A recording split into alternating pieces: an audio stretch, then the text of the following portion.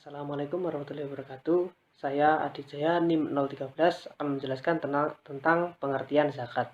Dari segi bahasa, zakat berarti suci, berkah, tumbuh, dan terpuji. Menurut fikih, zakat berarti sejumlah harta tertentu yang diwajibkan Allah diserahkan kepada orang yang berhak menerimanya. Zakat merupakan salah satu rukun Islam yang berorientasi pada masyarakat. Berdasarkan pasal 1 ayat 2 Undang-Undang Nomor 23 Tahun 2011 tentang pengelolaan zakat dijelaskan bahwa zakat merupakan aset yang harus dikeluarkan seseorang yang beragama muslim atau badan usaha sebelum dapat diberikan kepada orang yang berhak memperoleh harta tersebut menurut hukum Islam. Zakat merupakan wujud nyata kepedulian kami kepada yang kurang mampu. Karena itu Allah SWT berfirman dalam Quran surat At-Taubah, yaitu ambillah zakat dari sebagian harta mereka. Dengan zakat itu kamu membersihkan dan mensucikan mereka dan mendoalah untuk mereka. Sesungguhnya doa kamu itu menjadi ketentraman jiwa bagi mereka. Dan Allah Maha Mendengar lagi Maha Mengetahui. Menurut jenisnya, zakat terbagi menjadi dua jenis, yaitu zakat mal dan zakat fitrah. Zakat mal atau zakat harta adalah bagian dari kekayaan seseorang yang harus dimiliki untuk jangka waktu tertentu dan paling tidak sebelum dapat dikeluarkan untuk kelompok orang tertentu. Sedangkan zakat fitrah adalah pengeluaran wajib bagi seorang muslim yang mempunyai kelebihan dari kebutuhan keluarga yang wajar pada malam dan siang sebelum sholat id. Selanjutnya, dasar hukum zakat. Dalam Al-Quran, dalil yang menjadi dasar hukum zakat yaitu pada surat At-Taubah ayat 60, surat Al-Zariyat ayat 19, surat Al-Baqarah ayat 245 sampai 267 dan Quran surat Maryam ayat 31. Selain itu di dalam hadis Nabi juga terdapat kewajiban zakat antara lain yaitu dari Ibnu Abbas radhiyallahu anhu bahwa Nabi Shallallahu alaihi wasallam mengutus Mu'adz ke negeri Yaman. Ia meneruskan hadis itu dan di dalamnya beliau bersabda, sesungguhnya Allah telah mewajibkan mereka zakat dari harta mereka yang diambil dari orang-orang kaya di antara mereka dan dibagikan kepada orang-orang fakir di antara mereka. Muttafaq alaihi dan lafaznya menurut Bukhari. Islam dibangun atas 5 perkara. Bersaksi bahwa tidak ada ilahi sesembahan yang berhak disembah melainkan Allah dan Muhammad adalah utusannya. Menegakkan sholat, menunaikan zakat, menunaikan haji, dan berpuasa di bulan Ramadan. Assalamualaikum warahmatullahi wabarakatuh. Perkenalkan, nama saya Valentina Enu Nabila, NIM 025. Di sini saya akan menjelaskan tentang tujuan dan manfaat zakat. Dalam prinsip ekonomi Islam, zakat merupakan sarana untuk mensejahterakan umat. Islam memberi keyakinan bahwa yang pertama, semua yang didapat dan dimiliki oleh manusia adalah karena seizin Allah. Oleh karena itu, barang siapa yang kurang beruntung memiliki hak atas kekayaan yang dimiliki oleh kaum beruntung, kita harus saling berbagi. Yang kedua, kekayaan tidak boleh ditumpuk terus dan ditimbun. Yang ketiga, kekayaan harus diputar. Dari prinsip ekonomi Islam tersebut, zakat mempunyai tujuan. Yang pertama, membantu fakir miskin dari kesulitan hidup. Lalu yang kedua, membangun solidaritas antar umat manusia. Yang ketiga, menghindari penumpukan kekayaan seseorang dan bersenang-senang dengan harta tersebut. Yang keempat, menghilangkan sifat bakhil dari pemilik harta. Yang kelima, mencegah jurang pemisah antara yang miskin dan kaya sehingga menimbulkan kesenjangan sosial. Di sini juga akan menjelaskan tentang penerima zakat atau yang disebut dengan mustahik. Penerima zakat ada 8 kelompok, yaitu yang pertama ada fakir. Fakir merupakan orang yang tidak memiliki kemampuan harta dan tenaga untuk memenuhi kebutuhannya dan keluarganya. Yang kedua adalah miskin. Miskin yaitu orang yang memiliki harta namun tidak mampu untuk mencukupi kebutuhannya beserta keluarganya. Yang ketiga amil zakat atau yang sering disebut dengan panitia zakat. Yang keempat adalah mu'alaf atau orang yang baru masuk Islam. Yang kelima ada budak, lalu yang keenam ada ghorim, yaitu orang yang memiliki hutang. Yang ketujuh ada sabilillah, atau orang-orang yang berangkat perang di jalan Allah. Yang kedelapan ada ibnu sabil, yaitu orang yang melakukan perjalanan untuk melakukan hal baik. Assalamualaikum warahmatullahi wabarakatuh. Saya Muhammad Nur Rohim, NIM 037, akan menjelaskan tentang pengelolaan zakat. Zakat merupakan peranata keagamaan yang bertujuan untuk meningkatkan keadilan dan kesejahteraan masyarakat, sehingga perlu diatur untuk meningkatkan daya guna dan hasil guna. Zakat harus dikelola secara melembaga sesuai dengan syariat Islam. Undang-Undang Nomor 23 Tahun 2011 tentang pengelolaan zakat diundang-undang untuk mengganti Undang-Undang Nomor 38 Tahun 1999 tentang pengelolaan zakat yang sudah tidak sesuai dengan perkembangan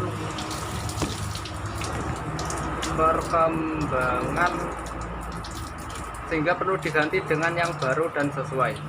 Pengelolaan zakat adalah kegiatan perencanaan, pelaksanaan, dan pengordinasian dalam pengumpulan, pendistribusian, dan pendayagunaan zakat. Zakat sendiri artinya adalah harta yang wajib dikeluarkan oleh seseorang muslim atau badan usaha untuk diberikan kepada yang berhak menerimanya sesuai dengan syariat Islam. Zakat berbeda dengan infak dan sedekah. Infak adalah harta yang dikeluarkan oleh seseorang atau badan usaha di luar zakat untuk kemaslahatan umum. Sedekah adalah harta dan non-harta yang dikeluarkan oleh seseorang atau badan usaha di luar zakat untuk kemaslahatan umum. Dalam upaya mencapai tujuan pengelolaan zakat, dibentuk Badan Amil Zakat Nasional atau Basnas yang berkedudukan di ibu kota negara, Basnas Provinsi, dan Basnas Kabupaten atau Kota. Basnas merupakan lembaga pemerintah non-struktural yang bersifat mandiri dan bertanggung jawab kepada Presiden melalui Menteri. Sekian, terima kasih. Assalamualaikum warahmatullahi wabarakatuh. Perkenalkan, nama saya Salma Alvina, NIM 039, akan menjelaskan tentang hukum zakat dan problema serta solusi pada zakat. Yang pertama, hukum penggunaan zakat untuk ekonomi produktif. Zakat yang disalurkan untuk ekonomi produktif bertujuan untuk meningkatkan hidup para mustahik. Majelis Ulama Indonesia telah mengeluarkan fatwa yang memperbolehkan dana zakat untuk modal usaha. Hal itu terdapat pada Fatwa Nomor 4 Tahun 2003 tentang penggunaan dana zakat untuk modal investasi. Dalam fatwa tersebut telah disebutkan beberapa syarat zakat untuk modal usaha, yaitu yang pertama, zakat harus disalurkan kepada usaha yang dibenarkan oleh syariah dan peraturan yang telah berlaku. Kedua, diinvestasikan pada bidang usaha yang diyakini nantinya mendatangkan sebuah keuntungan atas dasar studi kelayakan. Ketiga, usaha tersebut harus dibina dan diawasi oleh pihak yang berkompeten. Keempat, usaha tersebut harus dijalankan oleh lembaga profesional yang amanah. Kelima, modal tersebut harus mendapatkan jaminan dari pemerintah dan pemerintah harus menggantinya apabila nanti terdapat sebuah kerugian. Keenam, tidak boleh ada kaum duafa yang kelaparan atau membutuhkan biaya yang tidak dapat ditunda pada harta zakat yang telah diinvestasikan. Ketujuh, penggunaan dana zakat untuk modal usaha yang ditakhirkan karena investasi harus dibatasi oleh waktu. Kedua, problema dan solusi peran zakat dalam meningkatkan kesejahteraan umat. Meskipun peran zakat sangat besar untuk mensejahterakan umat, namun tidak dapat dipungkiri bahwa masih terdapat problema di dalamnya. Setidaknya ada 2 problema yang dihadapi ketika melaksanakan konsep zakat. Yang pertama, pemahaman umat itu sendiri terhadap konsep zakat. Kedua, kewajiban zakat yang belum memadai dan masih lemahnya sistem lembaga zakat kita. Solusi untuk masalah tersebut ialah Basnas, di mana lembaga tersebut menerbitkan rencana strategi zakat nasional tahun 2016-2020 yang di dalamnya terdapat 10 nilai yang dikembangkan, yaitu visioner, optimis, jujur, sabar, amanah, keteladanan, profesional, perbaikan berlanjut, entrepreneur, dan transformasi.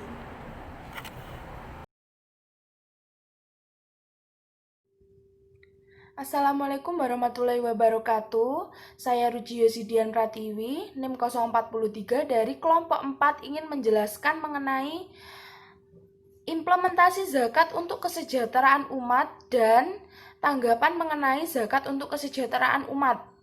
Yang pertama, implementasi zakat untuk kesejahteraan umat di sini melalui lembaga yang bernama BAS. Lembaga BAS merupakan salah satu lembaga zakat di Indonesia. Salah satunya di BAS di Tulungagung sebagai lembaga zakat profesional yang tentunya memiliki kebijakan-kebijakan yang terprogram dan terencana. Mekanisme pengumpulan zakat di BAS Tulungagung ada 2 cara, yaitu melalui lembaga dan individual. Namun, untuk mempermudah dalam mengelola zakat pegawai dikumpulkan melalui UPZ dan SKPD, unit kerja, BUMD, UPT, dan sekolah yang telah dibentuk dan dikukuhkan oleh BAS melalui surat keputusan. Kemudian, UPZ menyetorkan zakatnya ke kantor BAS ataupun mentransfer zakat pegawai melalui rekening BAS.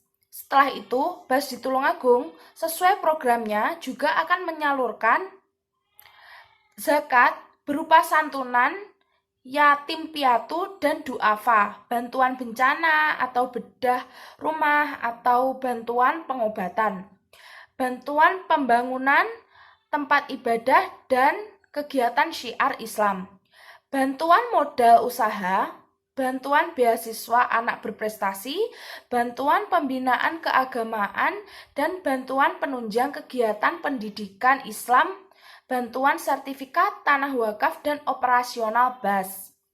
Pendapat atau tanggapan mengenai zakat untuk kesejahteraan umat dari kelompok kami yaitu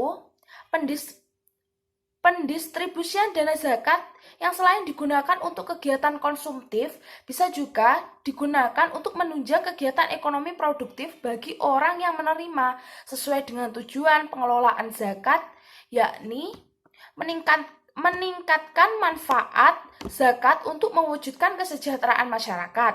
Maka menurut saya dan kelompok, zakat sebagai kesejahteraan umat memang sangat dibenarkan. Melalui kegiatan ekonomi produktif, seorang dapat memenuhi kebutuhannya masing-masing. Ketika pelaksanaan kegiatan ekonomi produktif juga, yang menerima zakat ingin mengembangkan ekonomi produktifnya untuk meningkatkan taraf hidupnya, pasti memerlukan modal sebagai penunjang. Jika yang benar-benar tidak mampu, maka pasti mereka tidak berani mengambil resiko dengan berhutang. Maka dari itu, mereka memanfaatkan dana zakat untuk mengembangkan kegiatan ekonomi produktif mereka. Dari sini, mereka dapat mengolah dana untuk memenuhi kebutuhan yang mereka butuhkan, baik kebutuhan dasar maupun penunjang lainnya, sehingga inilah yang dinamakan zakat untuk kesejahteraan umat. Terima kasih.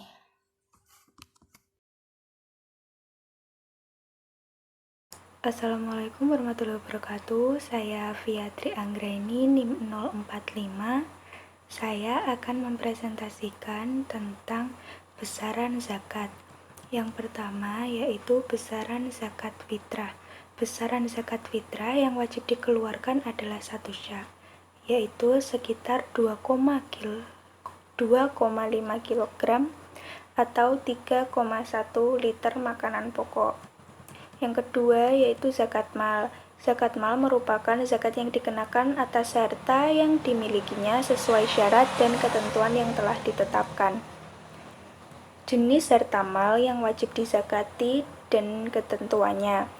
Yang pertama yaitu zakat emas, perak, dan logam mulia lainnya. Zakat emas wajib dikarenakan zakat setelah mencapai nishab 85 gram emas dan kadar zakat atas emas sebesar 2,5%. Zakat perak wajib dikarenakan zakat ketika telah mencapai nishab 200 dirham atau setara dengan 672 gram perak, dan kadar zakat atas perak sebesar 2,5%. Zakat uang. Nishab zakat uang logam dan kertas adalah setara dengan emas murni 85 gram dan kadar zakatnya sebesar 2,5%. Zakat perniagaan. Nishab hasil pertanian adalah 5 was atau setara dengan 750 kg. Dan kadar zakat pertanian adalah 10% jika pengairan dilaksanakan tanpa biaya tinggi, misal seperti air hujan, dan 5% jika pengairan dilaksanakan menggunakan irigasi maupun perawatan lainnya. Selanjutnya adalah zakat pertambangan. Nishab pertambangan sama dengan harga emas 85 gram dan kadar zakatnya sebesar 2,5%. Yang terakhir adalah zakat peternakan. Nisab hasil peternakan dapat dilihat sebagai berikut.